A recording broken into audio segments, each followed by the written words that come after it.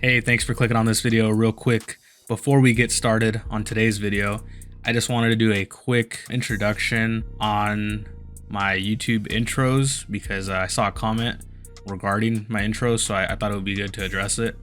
I hate, normal YouTube intros, and I got no hate against anybody that does them, but me as a watcher, I only watch YouTube. I have no cable. I can't stand it. It gets on my nerves to see people like, yo, what's up YouTube, or hey YouTube, it's me. So that's not really what I wanted to do with my YouTube channel, even though I've done it before, because I think the algorithm likes it. Really, I like talking about stuff that I hate, or sometimes I like talking about something I love, but for the most part, I'll usually say something I hate in the beginning of a YouTube video. It might be regarding the topic, it might be my personal life, it might be something that somebody did while driving. I don't know. That's kind of what I'll be doing for my YouTube intros, and if you have any questions, feel free to leave them down in the comments below. Now let's get into this video. You know what I hate? I hate the fact that I didn't take any type of YouTube career seriously my whole life. And if you want to hear more about that, stick to the end to listen to this YouTube story. Anyway, today's video regarding the dumpster rental business is whether or not, my personal opinion, if the dumpster rental business can survive, all the inflation, if it can survive 2022, if it can survive, the current state of the economy. And the short answer is yes. I definitely think. Here's a photo of my earnings currently from this year, 2022. And that's straight off of my Docket software. And if I'm being honest, this year has been great so far. I started doing this business back in June, full time, last year, 2021. And I definitely had a lot to learn. But starting now, from January or February 1st till now, it's been fantastic. I did take a lot of time off. I took pretty much all of January off. I took a little bit of February off. And then I took basically the last 3 weeks of April and the whole month of May off because I welcomed a son to this world. So he was born in May, and I spent a lot of time, spending time with my son and my family. And June, July, and now August have all been fantastic months. August being the best month to date that we've had in this business, bringing in over $25,000 gross. So I was really excited with that. I'm a small operation compared to a lot of these guys, and I pride myself knowing that I'm still able to make it happen. Those are pretty big numbers, I'd say, for 4 dump trailers. And the thing is, a handful of you have called me and want to know more information. So real quick, I'm gonna just give myself a little plug regarding my Buy Me a Coffee link. You can go to buymeacoffee.com/elite equipment, or you can just click down in the description below. You can click on your phone or on your computer, and it'll take you to my Buy Me a Coffee page. So I offer a few things as far as like my consult services, you know what I mean? The first thing, the cheapest thing that I offer is my rental agreement that I use for all of my rentals, that has all my overage fees, all my damage fees, and everything that I use here to rent out these trailers. Plus it gives you access to a private dumpster rental Discord group, and I'm active there where basically you can ask questions and I'll get them answered. Plus other people from around the country can get them answered as well. So take a look at that. The first 50 people that buy the contract from YouTube, I'll upgrade you automatically, and I'd be willing to do a 1-hour one-on-one consultation with you and walk you through exactly what you need to do to start a dumpster rental business in your area. So 50 people, all you have to do is join the Discord group, send me a message, say, hey, I'm from YouTube, and we can do a call, personal call, whenever you want, 1 hour at least, and I'll give you all the tips that I can. I don't hold anything back. I'll tell you my marketing strategy. I'll tell you what I think, whether or not your marketing strategy will work. I'll tell you if I think your area will work. 1 hour consultation. Normally I do it for $100, but if you buy the contract, I'll do it for $50. So The first 50 people to do that, you'll get a discount, half off. Going back to the recession or the economy or inflation, right?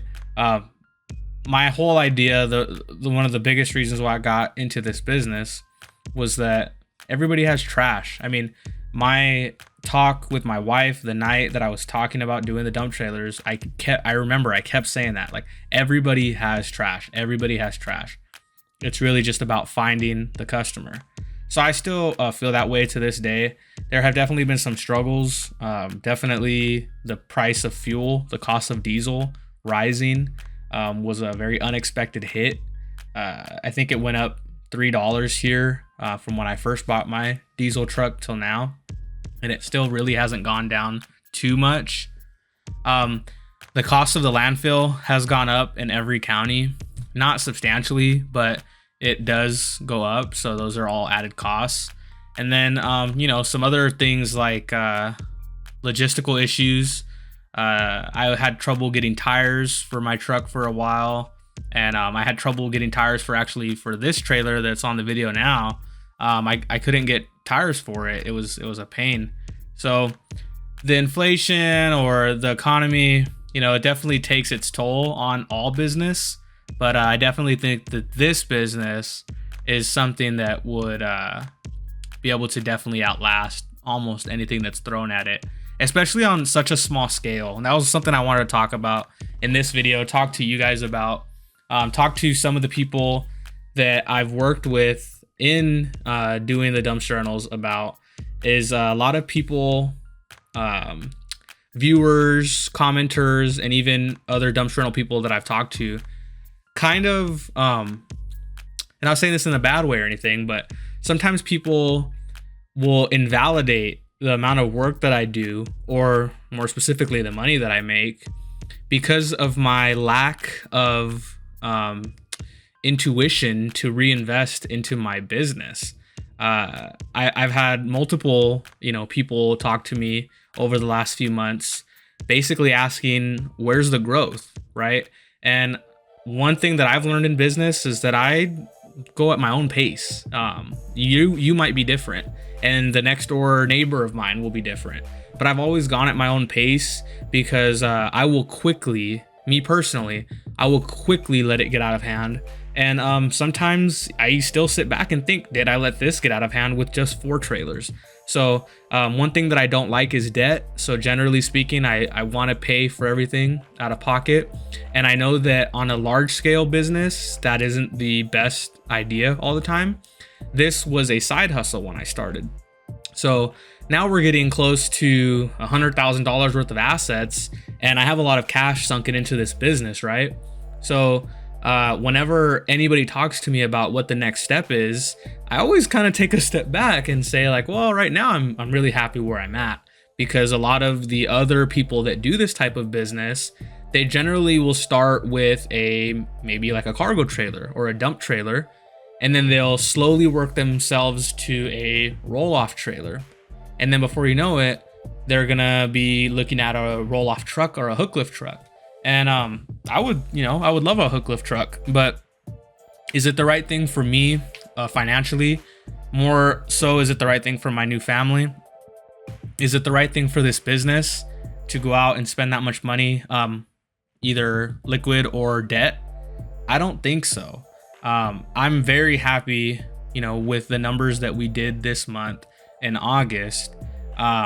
And I'm very excited to see what kind of numbers that we can pull in for the rest of the year. Because initially I was saying, like, I wonder if I could make, gross over $100,000 with this business. And I quickly learned that is far achievable. Probably, north of 100,000, probably close to 200,000 with 4 dump trailers, and the expenses are not what some of you may think they are. The expenses are there, but they're not 3/4 of my money that I make. So as far as scalability, for me, a part of not scaling is helping me fight that inflation, right? I don't go out and take on $100,000 worth of debt, or even $50,000 worth of debt for a roll-off system, for this business that could slow down due to the economy. Instead, my whole marketing strategy is focused on people that are left out by all of the other bigger dumpster companies, which is the homeowner. And generally speaking, there's no debt. So I'm not in the worst spot if it were to slow down. Whereas some people that I know that have started this business, they'll have a dump trailer for a couple weeks, and then before they know it, they're telling me that they need a roll-off setup, and then they have 10 dumpsters plus their roll-off trailer. So they're looking at least $60,000-$70,000 worth of assets right there that they're paying, monthly on. And then it turns into like, I need to do this, right? I have to get these dumpsters flipped. And for me, that's just not the kind of business that I want to run. Instead, like I said, with my new family, I like holding on to some money, and I don't think that's a bad thing. I definitely don't think that anybody that's listening to this video now should go out and spend $100,000 cash or debt on this business. I do think, and I will be the first to tell you, that it's very doable to go out and buy one dump trailer for about $8,000, $10,000 here on the West Coast, and then another $3,000 or so on an old beat up truck. And I would say that you can definitely, with the one trailer, clear $2,000-$3,000 a month within your first year. It won't happen the first couple months. Everybody kind of moves at a different pace regarding how quickly they can kind of catch on, but good customer service and a great marketing strategy will take you to the moon with this business without a doubt. So I would definitely say the first step at getting a successful business in any type of field is deciding how your scalability plan fits in with your plan, right? So I just wanted to bring that up because it kind of fits in with this inflation or the state of the economy. Like I said, I've had quite a few people ask me why there hasn't been any type of movement on the scalability of this business for me. And the simple answer is that I'm happy where we're at. I'm not looking to bring anybody on and incur a payroll expense and incur the expenses of having somebody on the payroll. And I'm really trying to push the limits of what 4 dump trailers can do. Another big thing, I guess how I would say that we're making such good money is that the more dumpsters you get, the more lenient you become regarding how many days it can be on a job or at somebody's house. So generally speaking, and if I'm wrong, please correct me in the comments for any of my buddies that do this, but for your dumpsters, your roll-off containers, my friends that have more than 5 or 6 dumpsters, generally speaking, your minimum is like a 3-day or a 4-day rental. And you might be a little bit more than me. You might be at like 500 for a 4-day rental, 500 for a 3-day rental.